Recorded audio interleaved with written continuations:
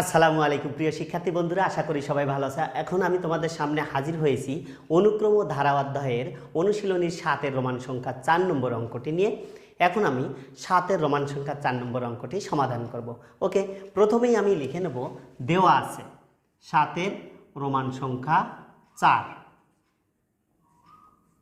7-এর Roman সংখ্যা 4 দেওয়া আছে। দেওয়া আছে এখানে আমাদের সামেশান উপরে আছে n, তারপরে সামেশান কে ইকুয়াল 1, এখানে ব্র্যাকেট 3-র উপরে কে মাইনাস 1 ইকুয়াল 3280। এইটা দেওয়া আছে, এখান থেকে আমাদের n এর মানটা বের করতে হবে। ওকে, তাহলে দেখো এখানে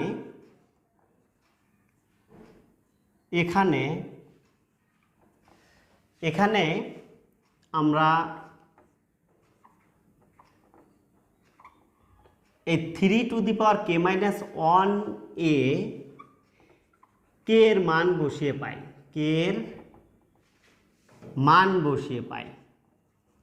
মান বসিয়ে পাই। ওকে, তাহলে আমরা এই সমীকরণটাতে কি বসাবো, কে এর মান বসাবো। তাহলে দেখো কে ইকুয়াল 1 হলে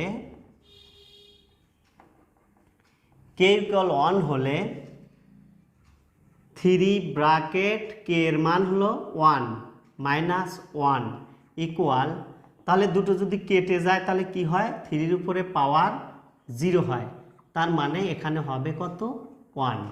ওকে, এরপরে দেখো কে ইকুয়াল 2 হলে 3-র উপরে মান হবে, তাহলে কে এর মান যদি আমরা এই 2 বসিয়ে দেই তাহলে 2 মাইনাস 1, ঠিক আছে, ইকুয়াল এখানে হবে 3-র উপরে 1, তার মানে হলো 3। ওকে, এরপরে দেখো কে ইকুয়াল যদি আমরা 3 ধরি, 3 হলে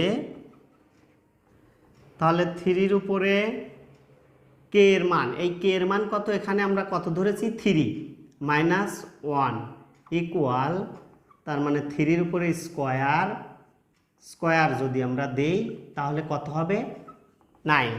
ওকে, এরপরে দেখো কে ইকুয়াল 4 হলে 3-র উপরে পাওয়ার হবে 4 মাইনাস 1, তাহলে এই 3-র উপর পাওয়ার থাকে কত, 4-এর মধ্যে যদি 1 বাদ দেওয়া যায় তাহলে থাকে কত, 3 ইকুয়াল এখানে হবে 27। ওকে, এইভাবে কিন্তু মানগুলো বসাতে হবে এবং যেতেই থাকবে। ওকে, তাহলে আমরা এখানে ডট ডট দিয়ে দিলাম, মানে আরও মান এখানে বের করা যাবে। ঠিক আছে, তাহলে এবার আমরা একবারে লাস্টে যেটা দেব সেটা হলো কে ইকুয়াল n হলে তাহলে 3-র উপরে হবে হলো n মাইনাস 1 ইকুয়াল, তার মানে 3-র উপরে n মাইনাস 1। ঠিক আছে, তাহলে এখন কিন্তু আমরা একটা ধারা পেয়েছি। দেখো 1 3 9 27, তারপর এটা হলো লাস্টে 3 to the power n minus 1। ওকে, তাহলে আমরা ধারাটি লিখে নেই, যে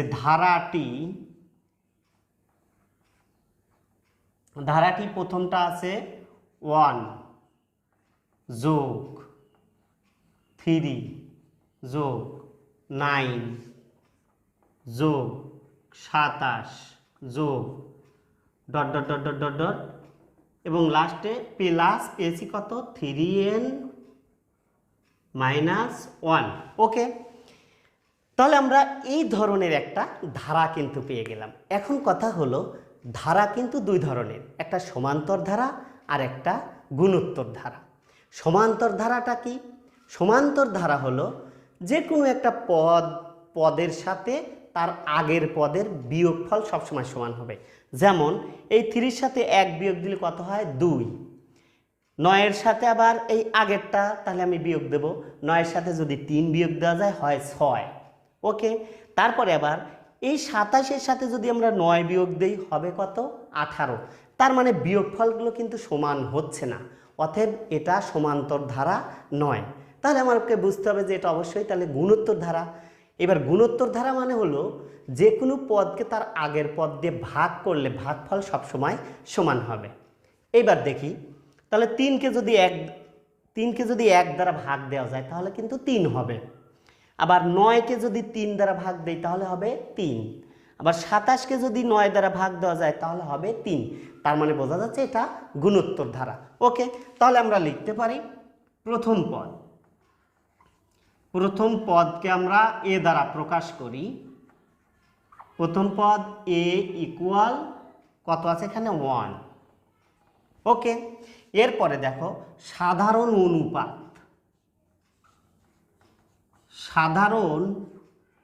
অনুপাতকে আমরা আর দ্বারা প্রকাশ করি, ছোট আর ইকুয়াল। তাহলে অনুপাত মানেই হলো দ্বিতীয় পদ ভাগ প্রথম পদ, অর্থাৎ যে কোনো পদকে তার আগের পদ দ্বারা ভাগ দিতে হবে।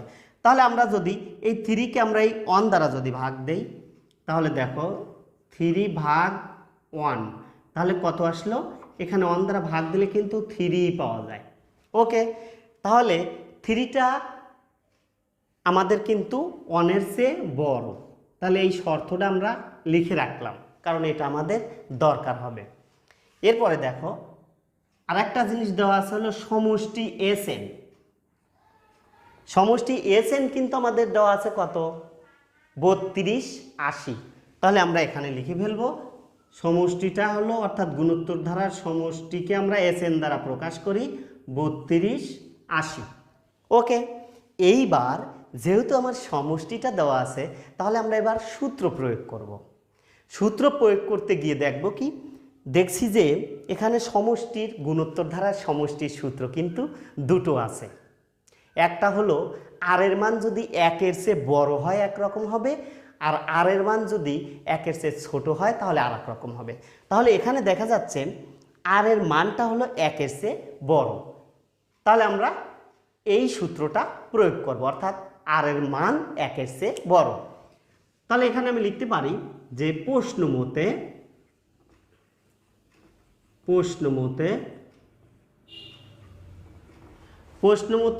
আমরা সমষ্টির সূত্র লিখব হলো a ইন্টু, যেহেতু আর এর মান বড় তাহলে আর প্রথমে আসবে, rn মাইনাস 1 আর নিচে r মাইনাস 1 ইকুয়াল সমষ্টি সমান সমষ্টি কত দেওয়া আছে? 32, 80। আর এইটা সমষ্টির সূত্র। ঠিক আছে, তাহলে আমরা লিখতে পারি 32, 80। ওকে, এইবার আমরা মান বসিয়ে দেব। মান যদি বসাই তাহলে এর মান আছে কত? 1। ওকে, তাহলে 1 গুণন এখানে আর এর মান আছে কত? আমরা 3 পেয়েছি, অনুপাত পেয়েছি 3 বা 3। 3-র উপরে পাওয়ার হবে কত? n মাইনাস 1 আর নিচে আর এর মান হলো 3 মাইনাস 1 ইকুয়াল 32, 80। ঠিক আছে, এরপরে দেখো তাহলে যদি 1 আমি গুণ করে দিই 1 তো 1ই হবে, ওর কোনো পরিবর্তন নাই। তাহলে উপরে আমাদের থাকবে হলো কত? 3n মাইনাস 1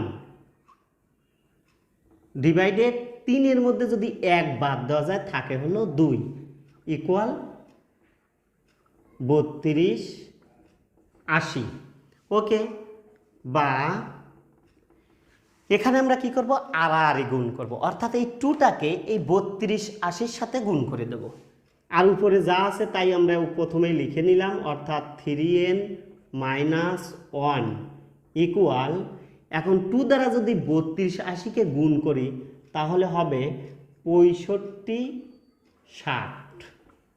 ওকে, এরপরে দেখো বা 3nটা এখানেই আমরা রাখবো, 3n ইকুয়াল এই 1টা এখানে মাইনাস আছে, ওই পাশে গিয়ে কি হবে? প্লাস হয়ে যাবে, যোগ ওয়ান, অর্থাৎ ওয়ানটা কী ছিল, মাইনাস ছিল, ওই পাশে গেল প্লাস হয়।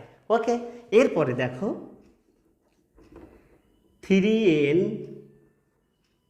ইকুয়াল, তাহলে এই 1 যদি আমি যোগ করে দেই তাহলে হবে 65 61। ওকে, এখন দেখো যেহেতু এখানে আমার কি আছে, বেজ আছে 3, অর্থাৎ 3 টু দি পাওয়ার n আছে, তাহলে এ পাশে এই 65 61কে 3-র উপরে কিন্তু পাওয়ার দিয়ে ভাঙতে হবে। ঠিক আছে, তাহলে 3-র উপরে যদি পাওয়ার দেই তাহলে কত পাওয়ার দিতে পারি, আমরা 3-র উপরে যদি পাওয়ার 8 দেই তাহলে কিন্তু এই 65 61 হবে। ওকে, অর্থাৎ 8টা 3 যদি আমি গুণ করি তাহলে আমার আসবে 65 61। ওকে, এখন দেখো উভয় পাশ থেকে আমরা এই 3 3 বাদ দিয়ে দেব, তাহলে আমাদের আসে n ইকুয়াল 8। ওকে, এখন কিন্তু তাহলে আমাদের n এর মানটা বের হয়ে গেল। তাহলে আমি লিখতে পারি, সুতরাং নির্ণয় মান n ইকুয়াল 8। ওকে, এইটাই কিন্তু আমাদের এই অঙ্কটির সমাধান। ওকে প্রিয় শিক্ষার্থী, তাহলে আমরা 7-এর রোমান সংখ্যা 4 নম্বর অঙ্কটি বুঝিয়ে দিলাম। আশা করি অঙ্কটি বুঝেছো। আবার দেখা হবে পরবর্তী ক্লাসে। সে পর্যন্ত সবাই ভালো থেকো, সুস্থ থেকো। আল্লাহ হাফেজ।